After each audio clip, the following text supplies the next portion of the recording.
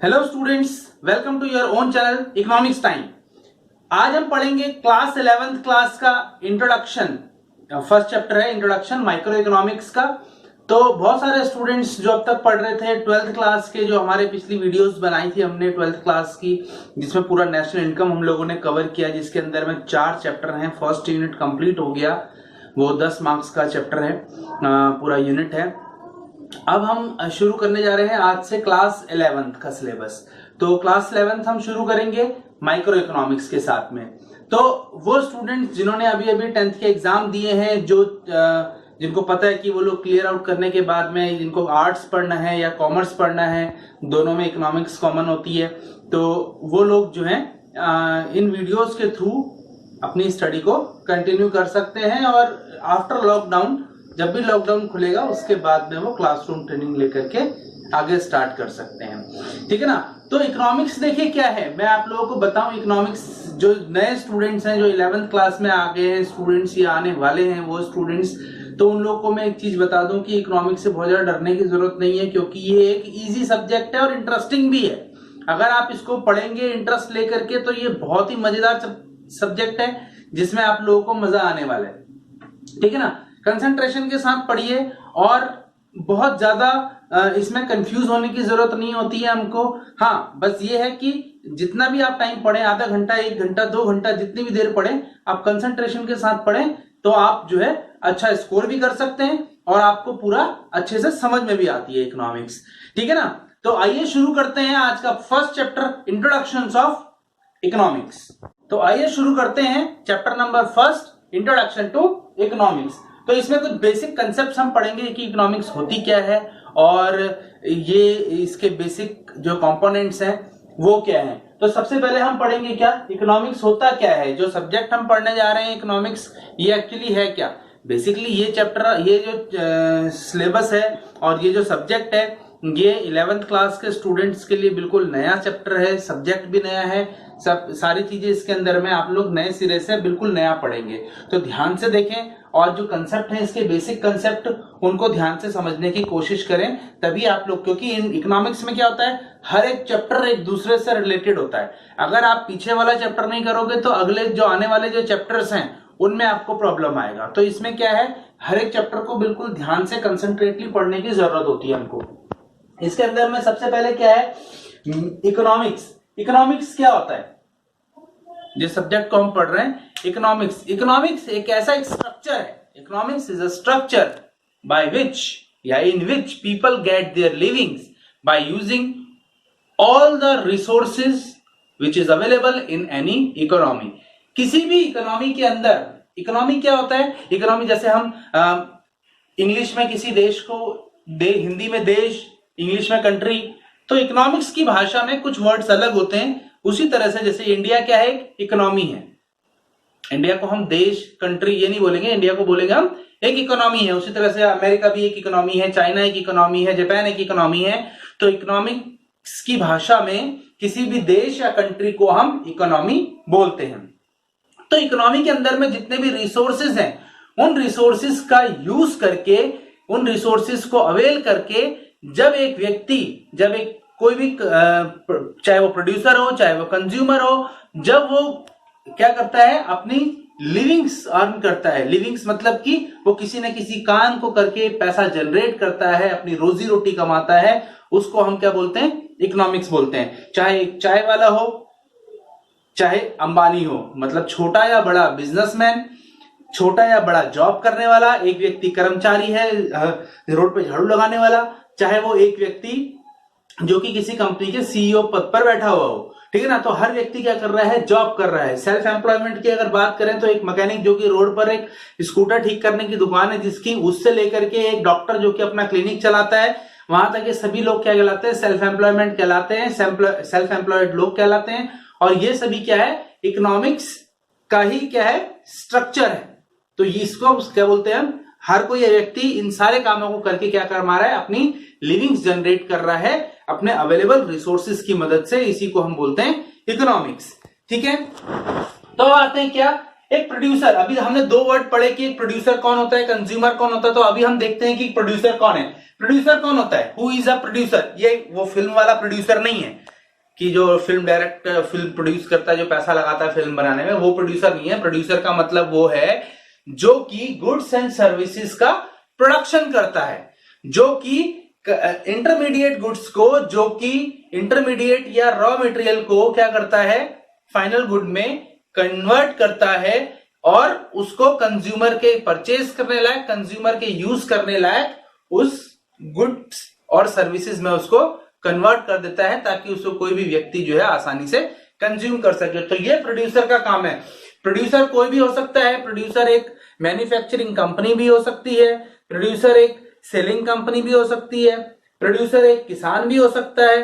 तो यहां पर क्या है, अलग अलग मायने हैं प्रोड्यूसर के, ठीक है ना, जो गुड्स एंड सर्विसेज का प्रोडक्शन कर रहा है।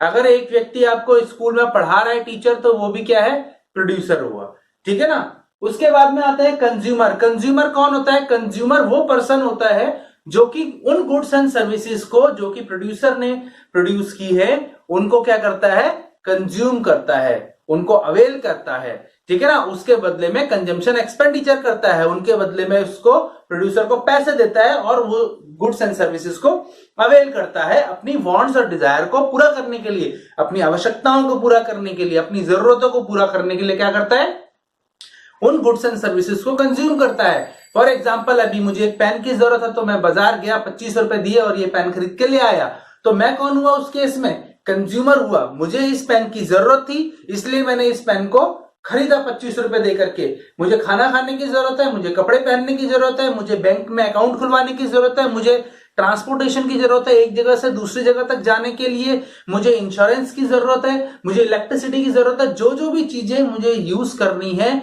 जो जो भी चीजें मुझे चाहिए, वो मेरी वांट्स कहलाती हैं। और जो भी मुझे ये अवेलेबल करवाता है वो कौन है, प्रोड्यूसर है। और जो उनको मैं कंज्यूम करता हूं या परचेज करता हूं, तो मैं कौन हुआ, मैं हुआ कंज्यूमर, ठीक है जी। अब आगे चलते हैं, आगे देखते हैं कि कंजम्पशन क्या होता है। कंजम्पशन क्या है, कंजम्पशन एक तरह का प्रोसेस है। Consumption is a process.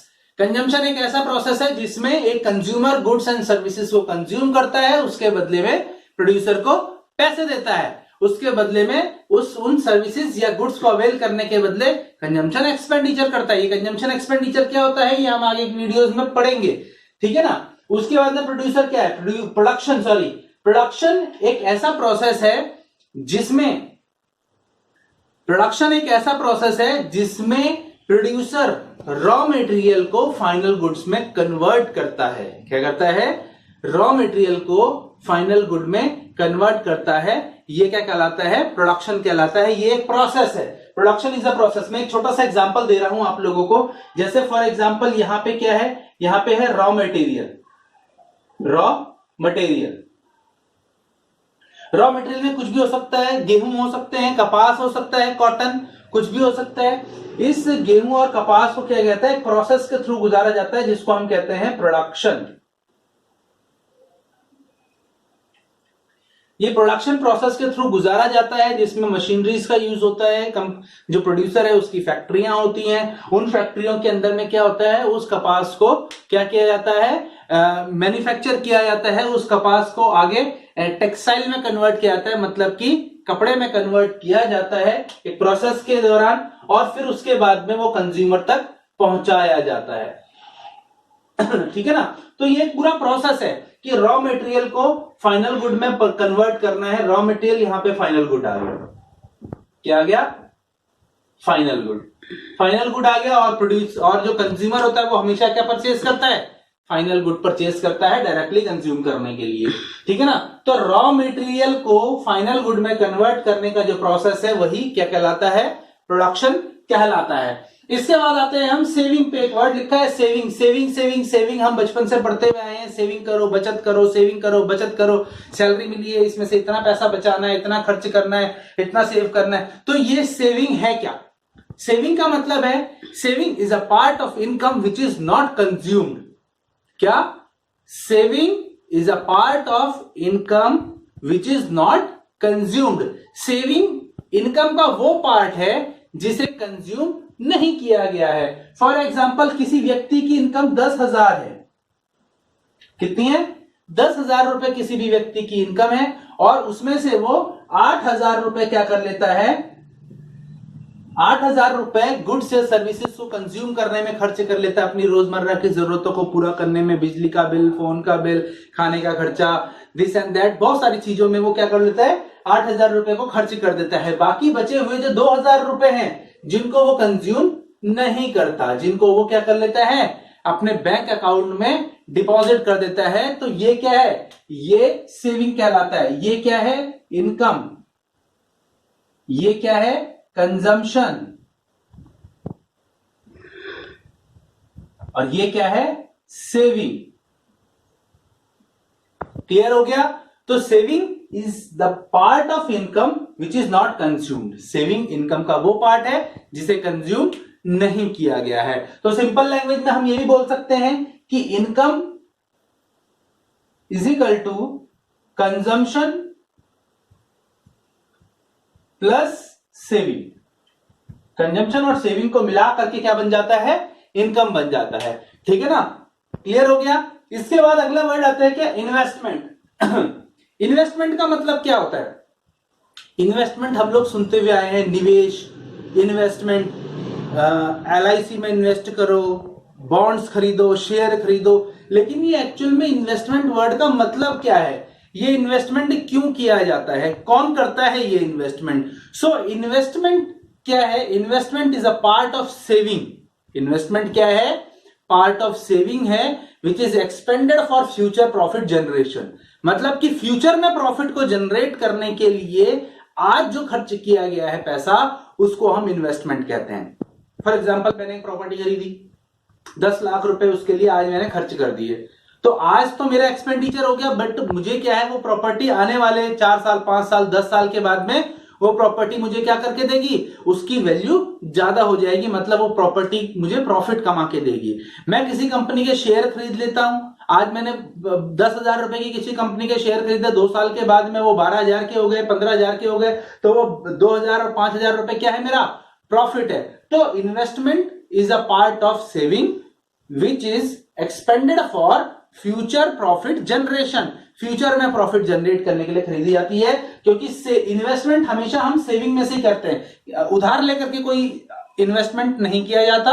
ठीक है ना? जो सेविंग 2,000 रुपए हमने बचाए, या किसी भी व्यक्ति ने 2,000 रुपए जो बचाए हैं, इसी में से ही वो क्या करता है? इन्वेस्टमेंट करता है। क्या करता है? इन्वेस्टमेंट। इसी के अंदर से वो इन्वेस्टमेंट करेगा। क्लियर हो गया? इन्वेस्टमेंट क्लियर हो गया सब लोगों को? अच्छा, उसके बाद एक चीज और याद रखना, every investment is saving. Every investment is saving. I is equal to S, because every investment is a part of saving. Her investment जो है वो सेविंग के अंदर से ही होती है, उससे बाहर नहीं हो सकती। अगर मेरे पास में 10,000 रुपए सेव है, तो मैं उसी 10,000 रुपए में से ही कुछ पैसा या सारे के सारे 10,000 रुपए क्या कर सकता हूं? इन्वेस्ट कर सकता हूं। अगर मेरे पास सेविंग 10,000 है, तो मैं 15,000 कैसे इन्वेस्ट करूंगा? 5,000 उधार लेकर के तो इन्वेस्ट नहीं करूंगा मैं, कि इन्वेस्ट करने के लिए मैं पैसे उधार लूं पहले। नहीं होता ऐसा। ठीक है ना? तो इसीलिए क्या कहते हैं? एवरी इन्वेस्टमेंट इज सेविंग, क्योंकि इन्वेस्टमेंट सेविंग में से ही आती है। But every saving is not investment. Her saving investment नहीं है, लेकिन हर इन्वेस्टमेंट सेविंग। ये थोड़ा सा कंफ्यूजन वाला है कि हर इन्वेस्टमेंट सेविंग इसलिए है क्योंकि इन्वेस्टमेंट सेविंग में से ही होती है, लेकिन हर सेविंग इन्वेस्टमेंट इसलिए नहीं है क्योंकि saving can be more than investment. जो सेविंग है वो इन्वेस्टमेंट से ज्यादा भी हो सकती है। फॉर एग्जाम्पल, 10,000 रुपए मेरे पास में सेविंग में है और उसमें से मैंने 8,000 खर्च कर दिए, तो 8,000 तो जो इन्वेस्टमेंट है वो सेविंग के बराबर ही है, सेविंग में से ही हुए। लेकिन सेविंग क्या है? 10,000 है, इन्वेस्टमेंट 8,000 है, तो सेविंग ज्यादा भी हो सकती है इन्वेस्टमेंट से, लेकिन कभी भी इन्वेस्टमेंट जो है वो सेविंग से ज्यादा नहीं हो सकता।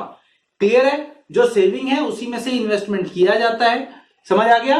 ठीक है, तो ये हो गया सेविंग और इन्वेस्टमेंट। क्लियर है? अब आगे पढ़ेंगे हम क्या?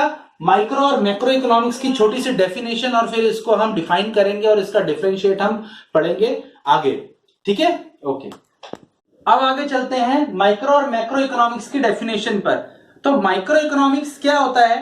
आज के इस वीडियो के अंदर में ज्यादा हम डीप में नहीं जाएंगे, थोड़ा सा ऊपर ऊपर से पढ़ेंगे कि क्या होता है, और नेक्स्ट वीडियो के अंदर मैं फिर इसकी डिटेलिंग करूंगा पूरी कि क्या इसमें हम माइक्रो में क्या होता है, मैक्रो में क्या होता है, इसका एरिया ऑफ स्टडी क्या है, सेंट्रल प्रॉब्लम्स क्या होती हैं, इसकी ऑब्जेक्टिव्स क्या हैं दोनों के, और बहुत सारी चीजें इसके अंदर में हम और पढ़ेंगे, ठीक है ना। फिर हम पढ़ेंगे सेंट्रल प्रॉब्लम्स क्या होती हैं, इकोनॉमिक्स प्रॉब्लम क्या होती हैं, पीपी कर्व पढ़ेंगे हम आगे। ये चैप्टर बहुत ही इंपॉर्टेंट चैप्टर है। इस चैप्टर के अंदर से ये 4 नंबर का चैप्टर है, एक क्वेश्चन 100% आता है इसमें से, और वो किसी में से भी आ सकता है, चाहे वो सेंट्रल प्रॉब्लम में से आ जाए, इकोनॉमिक प्रॉब्लम में से आ जाए, पीपी कर्व में से आ जाए, चाहे वो जो है माइक्रो मैक्रो में से आ जाए, डेफिनेशन कुछ भी आ सकता है, ठीक है ना। तो हर एक टॉपिक इसका इंपॉर्टेंट टॉपिक है। तो सबसे पहले हम पढ़ेंगे क्या माइक्रो इकोनॉमिक्स क्या होता है। Micro economics is that, micro का मतलब होता है स्मॉल, छोटा, जैसे माइक्रोस्कोप पढ़ते हैं ना, तो माइक्रो का मतलब है स्मॉल।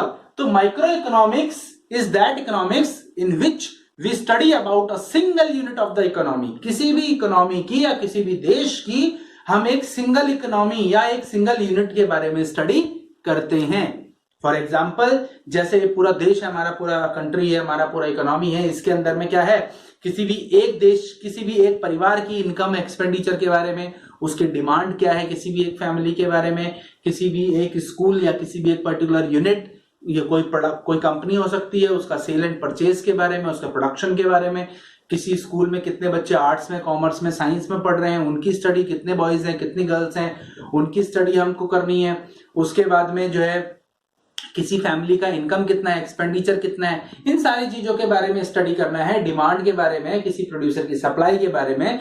तो ये क्या है, ये इंडिविजुअल यूनिट की स्टडी है, तो इसको हम क्या बोलते हैं, माइक्रो इकोनॉमिक्स इसको हम बोलते हैं, क्योंकि इसके अंदर में बहुत ज्यादा बड़े लेवल पर स्टडी हम लोग नहीं करते, ठीक है ना। इसके अंदर में इंडिविजुअल स्टडी की जाती है, छोटे लेवल पर स्टडी इसके अंदर में होती है, इसीलिए इसका नाम माइक्रो इकोनॉमिक्स रखा गया, जो कि अभी हम 11th क्लास में पढ़ने वाले हैं। ये पूरी बुक जो है वो माइक्रो इकोनॉमिक्स, ठीक है ना। इसके अंदर में क्या है, इसके अंदर में डिमांड के बारे में हम पढ़ेंगे, सप्लाई के बारे में हम पढ़ेंगे, इंडिविजुअल डिमांड और सप्लाई, मार्केट के बारे में हम इसके अंदर में पढ़ेंगे, क्या होता है मार्केट, क्या है मोनोपोली, क्या होती है परफेक्ट कंपटीशन मार्केट, क्या है हमारे आसपास की जो मार्केट है ये किस तरह की है, मतलब काफी इंटरेस्टिंग होने वाला है। इसके बाद में आते हैं क्या, इसके अंदर में हम कॉस्ट के बारे में पढ़ेंगे, रेवेन्यू कैसे जनरेट होता है ये पढ़ेंगे हम, ठीक है ना। ये पेन या किसी भी प्रोडक्ट का प्राइस कैसे डिसाइड होता है ये इसके अंदर में पढ़ेंगे। तो बहुत सारी इसके अंदर में इंटरेस्टिंग चीजें हैं जो कि अब तक हम लोग देखते हुए आ रहे थे, बट अब हम लोग उसको डिटेल में पढ़ने जा रहे हैं इस माइक्रो इकोनॉमिक्स के अंदर, ठीक है। इसके बाद आता है macro economics. Macro economics is that economics in which we study about economy as a whole, in which we study economy as a whole, मतलब कि पूरी इकोनॉमी को हम स्टडी करते हैं। मैक्रो मतलब बड़ा, मैक्रो मतलब बड़ा होता है। तो जब इसके अंदर में क्या होता है, हम बड़े लेवल पर स्टडी करते हैं, बड़े लेवल पर जैसे नेशनल लेवल पर, स्टेट लेवल पर, जैसे फॉर एग्जांपल हमें नेशनल इनकम काउंट करनी है, तो नेशनल इनकम नाम से ही पता लग रहा है नेशनल इनकम है वो, तो नेशनल इनकम है तो वो पूरे देश की इनकम है, तो उसको हम पूरे देश के लेवल पर स्टडी करेंगे। एग्रीगेट डिमांड और सप्लाई, एग्रीगेट डिमांड और सप्लाई मतलब पूरे देश की डिमांड और पूरे देश की सप्लाई एक पर्टिकुलर उसकी। उसके बाद में हम इसमें बैंकिंग पढ़ते हैं, बैंकिंग पूरे नेशनल लेवल पर की जाती है, इंटरनेशनल लेवल पर की जाती है, इसीलिए हम इसको इसमें पढ़ते हैं। इनकम एंड एम्प्लॉयमेंट हम इसके अंदर में पढ़ते हैं, इनकम हो गया, एम्प्लॉयमेंट हो गया, अनएम्प्लॉयमेंट हो गया, ये नेशनल इश्यूज हैं, इसको हम बड़े लेवल पर पढ़ते हैं, इसीलिए इसको मैक्रो इकोनॉमिक्स बोला जाता है, ठीक है ना। तो ये दो टॉपिक्स हैं जिसको हम आगे जो है अगली वीडियोस के अंदर में पूरा क्लियर करेंगे इसको, तो अगली वीडियो भी देखना ना भूलिएगा, ठीक है ना। तो आज ये छोटा सा इंट्रोडक्शन मैंने आप लोगों को दे दिया माइक्रो इकोनॉमिक्स का, क्लास 11th। तो आगे जो स्टूडेंट क्लास 11th के हैं, अब जिन्होंने चैनल को सब्सक्राइब नहीं किया है, अब वो भी चैनल को सब्सक्राइब कर लें, वीडियो देखते रहें, घर में टाइम वेस्ट ना करें। आप लोगों के लिए बिल्कुल नया टॉपिक है, तो नया टॉपिक है तो स्कूल जाने से पहले वीडियोस की मदद से आप बहुत सारी चीजें सीख सकते हो घर में, और इससे आपको बेनिफिट ये होगा कि स्कूल में टीचर के कराने से पहले अगर कुछ चीजें आप लोगों को आती होंगी तो इससे इंपैक्ट भी अच्छा पड़ेगा और आपका रिजल्ट तो अच्छा होगा ही होगा, डेफिनेट सी बात है। क्योंकि स्कूल खुलते ही एक आध महीने के अंदर में यूटी होंगे और 11th क्लास के अंदर में आप लोगों के यूनिट टेस्ट के मार्क्स भी फाइनल्स में ऐड होते हैं। तो इसलिए ध्यान से रखिएगा और चैनल को सब्सक्राइब कीजिए। समझ में आया वीडियो लाइक कीजिए, अपने फ्रेंड्स को शेयर करना ना भूलें। थैंक यू वेरी मच, मिलते हैं अगली वीडियो में।